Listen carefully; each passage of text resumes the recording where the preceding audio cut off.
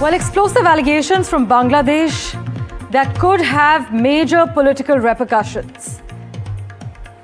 Youth leader Osman Hadi gunned down and then he died in Singapore. He succumbed to his injuries. Has become a symbol of political violence in Bangladesh. But Osman Hadi's brother now has a big charge against the Muhammad Yunus government. He says the Yunus government is responsible for his killing. Osman Hadi's brother has categorically said Yunus cannot escape the responsibility, and it's his government's bid to derail polls that are coming up in February. His brother has now publicly blamed the Yunus-led government, saying not only is it responsible for Osman's killing, but also that it is trying to derail the democratic process. যারা রাষ্ট্র ক্ষমতায় থাকাকালীন অবস্থায় ওসমান হাদিকে হত্যা করা হয়েছে, এই হত্যার দায় আপনারা এড়াতে পারবেন না। যে এজেন্সির হয়ে, যে রাষ্ট্রের হয়ে আপনারা ওসমান হাদিকে হত্যা করেছেন, মনে রাখবেন ওসমান হাদি কোনো এজেন্সি, কোনো রাষ্ট্র, কোনো তাবেদারের কাছে কখনোই মাথা নত করে নাই। Aditya Raj Kaul is tracking the latest allegation for us. He joins us with further clarity at this point. Aditya, tell us, how does this latest allegation change the political climate ahead of the elections that are expected in February in Bangladesh? Mr. Yunus says that we are on track to conduct elections that are free and fair. Take us through the details of Osman Hadi's brother's latest allegation. Well, Parmeshwar, this changes everything. It's a big statement coming in at a time when Bangladesh situation deteriorates. There are attacks against the minorities. There is a lynching of a Hindu man that has happened. But it's also the big talking point, the killing of Osman Hadi. Now, there were several allegations from Islamist radical elements, also from within the Yunus government, that the killers might have escaped to India. But now a big allegation coming in from the brother, from the family member of Osman Hadi. This is Sharif Osman Hadi, the real brother of Osman Hadi, now saying that the Yunus government is responsible for the killing of Osman Hadi. This changes everything. This changes the narrative. This changes the reality.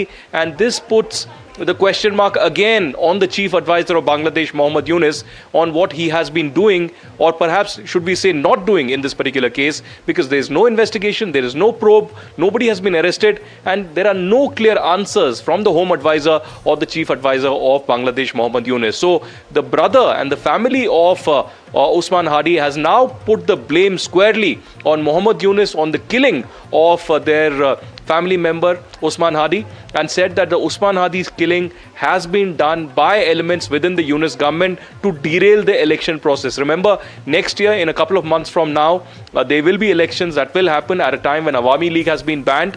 It is being said by several quarters within Bangladesh and outside as well that the Yunus government is not so sure that the election should happen. They want to derail the election some way, and that is now being confirmed by the brother of Osman Hadi, and saying that it is the Yunus government that killed their family member to derail the election process. We'll have to wait and watch how Awami League and others react to this. What's a huge statement coming in at a time when the Yunus government was trying to deflect the blame towards India, and now clearly India has no role to play. It is a law and order situation within Bangladesh.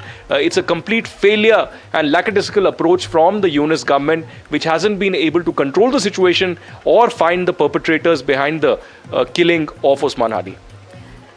Aditya, this direct accusation coming in from Hadi's brother, how unprecedented would you say it is, and does it actually reflect a growing sentiment against the Yunus government? Well, absolutely. The entire narrative, as I said, is completely shifting in Bangladesh. Remember, there were a lot of protests held not just against the Indian government and diplomats, but against the Indian media as well, as to why we were reporting on Osman Hadi a certain way. But the question is, we were reporting the facts that India had no role to play at all. Why was India being blamed?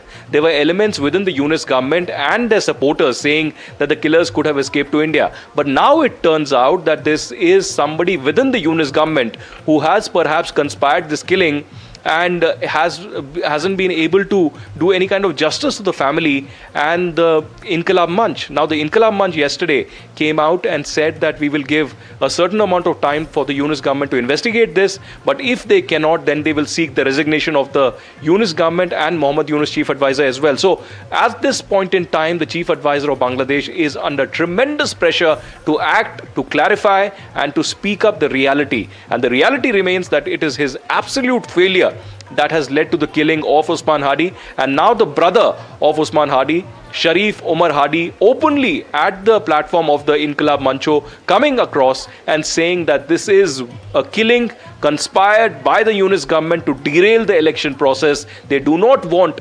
elections to take place, free and fair elections to take place. And it's a big charge. It's a charge of a political killing by the Yunus government itself to derail the entire democratic functioning of Bangladesh. Aditya, thanks so much. Do stay on with us as we play out that reaction from Osman Hadi's brother. For our viewers, again, it's a direct accusation by Hadi's brother. Listen in. আপনারা যারা রাষ্ট্র ক্ষমতায় থাকাকালীন অবস্থায় ওসমান হাদিকে হত্যা করা হয়েছে, এই হত্যার দায় আপনারা এড়াতে পারবেন না। যে এজেন্সির হয়ে, যে রাষ্ট্রের হয়ে আপনারা ওসমান হাদিকে হত্যা করেছেন, মনে রাখবেন ওসমান হাদি কোনো এজেন্সি, কোনো রাষ্ট্র, কোনো তাবেদারের কাছে কখনোই মাথা নত করে নাই। Aditya Raj Kaul is still with us. Aditya, given the direct accusations against the Yunus government now, how might this affect Bangladesh's diplomatic standing, especially with key partners like us in India and the United States? Well, there is a lot of trust deficit already, Parmeshwar, between India and Bangladesh because of the kind of statements that are coming across from the Bangladeshi side. It doesn't seem like that they want cordial relations with India. In fact, it doesn't seem like that they want to, in fact, believe in their own history as well, because India had a critical role to play in the liberation of Bangladesh, in the formation of Bangladesh. In fact, they are trying to erase each and every memory of Sheikh Mujibur Rahman or the Awami League or anybody who had anything to do with the liberation of Bangladesh in 1971. Instead, what they are doing is giving the charge to Jamaat-e-Islami elements, to Islamist radicals, to NCP and others who are trying to create a situation in Bangladesh against India. Even though the common people of Bangladesh have goodwill for India, they have good memories with India, there is a people-to-people contact, there's been robust trade that has been underway and a lot of cooperation as well. But the Muhammad Yunus government hasn't attempted to have some kind of a peace dialogue or an olive branch towards New Delhi. Instead, there have been, angry remarks coming in. There have been attempts to attack Indian diplomats and missions in Dhaka,